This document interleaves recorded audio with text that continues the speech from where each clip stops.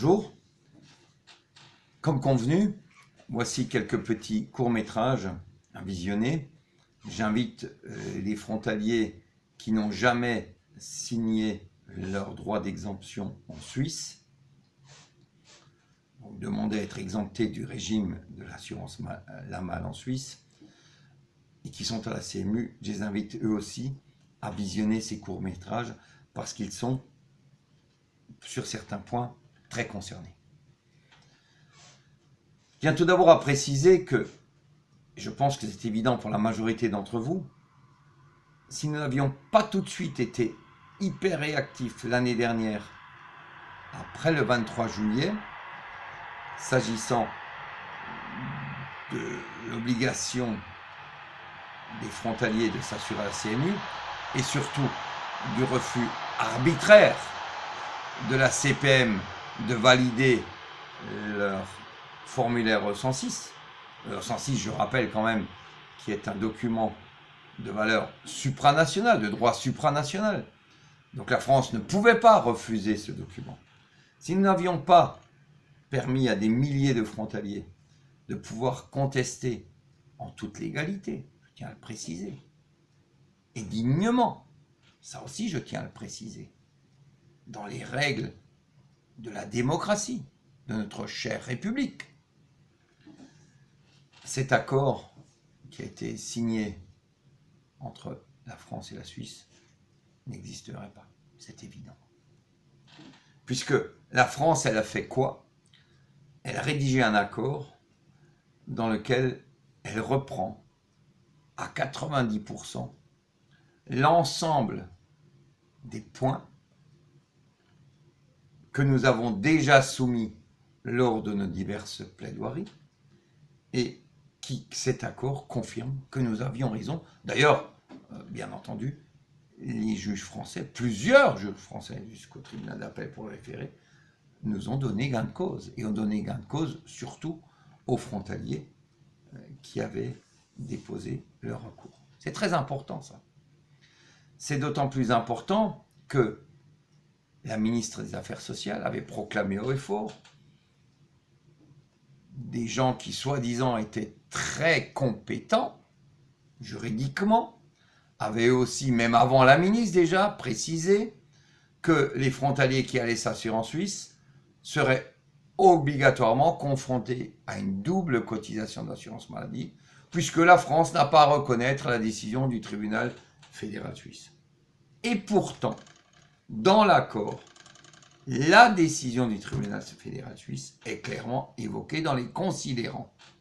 Si moi je ne suis pas d'accord avec des éléments concernant un accord que je dois co-signer, soit je demande à ce que ce point soit supprimé, soit je ne signe pas l'accord. Voilà. Mais il n'y a que les imbéciles qui ne changent pas d'avis, donc je prends acte que la ministre des Affaires sociales et le ministère des Affaires sociales a considéré que la décision du tribunal fédéral suisse était déterminante concernant ce problème de double affiliation et surtout ce problème de droit d'option qui n'avait pas été respecté comme il se devait. Voilà. Alors, autre point très important, on le voit, à dater du 1er octobre, telle et telle chose seront mis en place, on l'a vu.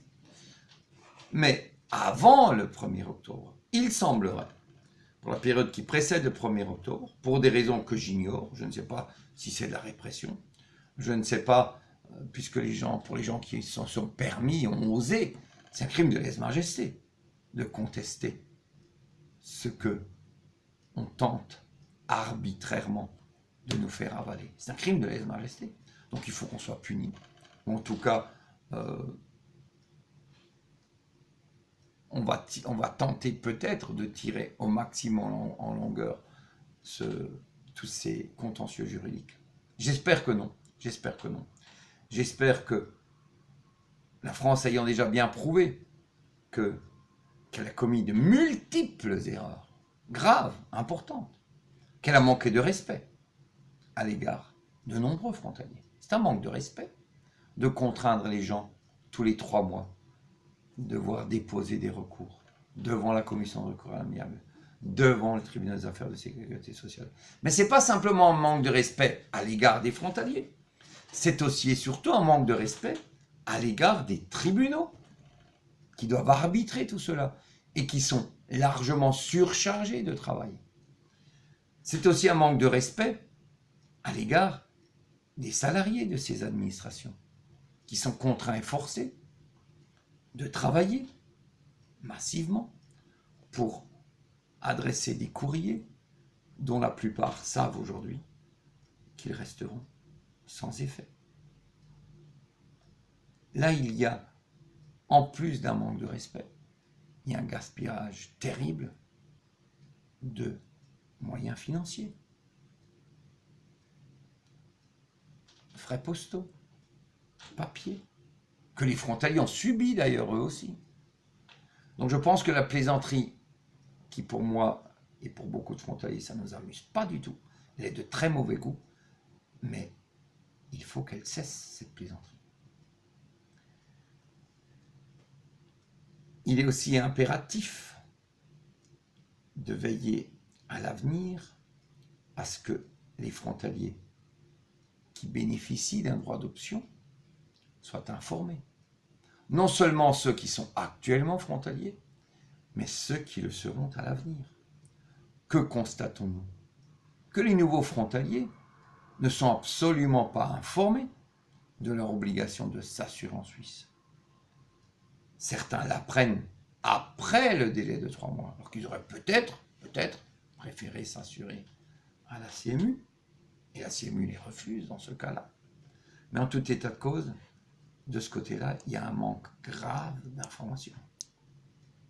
Il y a aussi quelques milliers de frontaliers qui sont sans assurance, je le répète. Ces frontaliers-là, maintenant, ils devraient au 1er octobre être un peu rassurés. Eh bien, moi, je leur dis, bien entendu, je n'ai jamais dit qu'ils doivent rester sans assurance, mais je ne peux pas les blâmer face à la turpitude et à la vénalité de notre gouvernement, puisqu'il ne s'agit pas d'une affaire sociale, il s'agit purement et simplement d'une question de finances pour le gouvernement. C'est la priorité absolue. Le gouvernement se moque éperdument de savoir qui est assuré où et comment et sous quelles conditions.